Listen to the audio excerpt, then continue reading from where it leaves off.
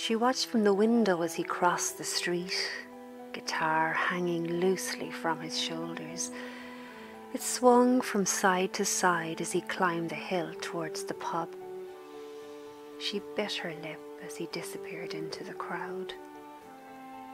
"I'm sorry," she whispered, before folding the letter and slipping it into the envelope. She pulled on her coat and followed him outside. From the stage, he tipped his cap as she walked in, her dark hair swaying loosely behind. She caught his eye and smiled. "My girl," he thought, beaming proudly. His callous fingers stretched across the strings as he played to the local hotshots. The nouveau riche, she called them, their voices loud against his blend of sea shanties and folk. It was the first day of May, the beginning of summer. He'd wanted to sing about hope. Weddings weren't his thing.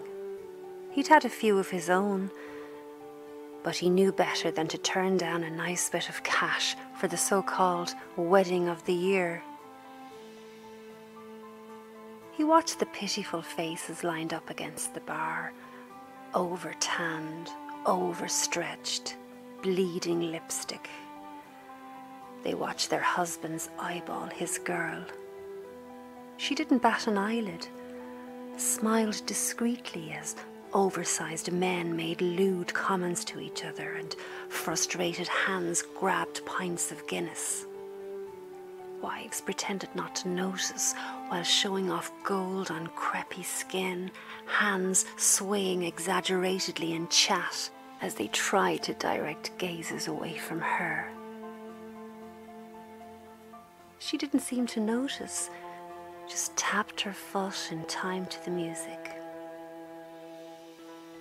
Glancing in his direction, she gave a consolatory wink as she slipped a hand into her pocket. He raised his voice, eyes fixed on her.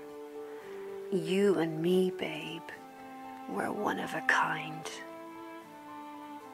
"Been paid for," announced the barman, handing her a glass of red wine.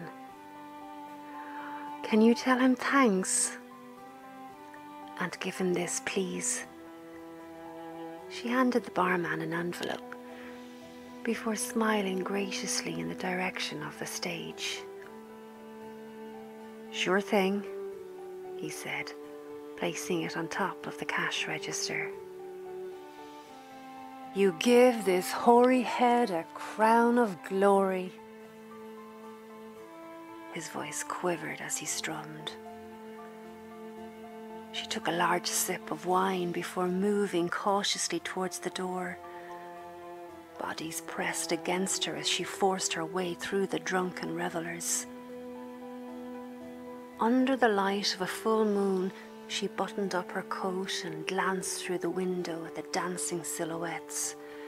They rocked to and fro. Then, following the hill downwards, she listened as his voice faded into the evening. And now she turns her perfect face upon the world below.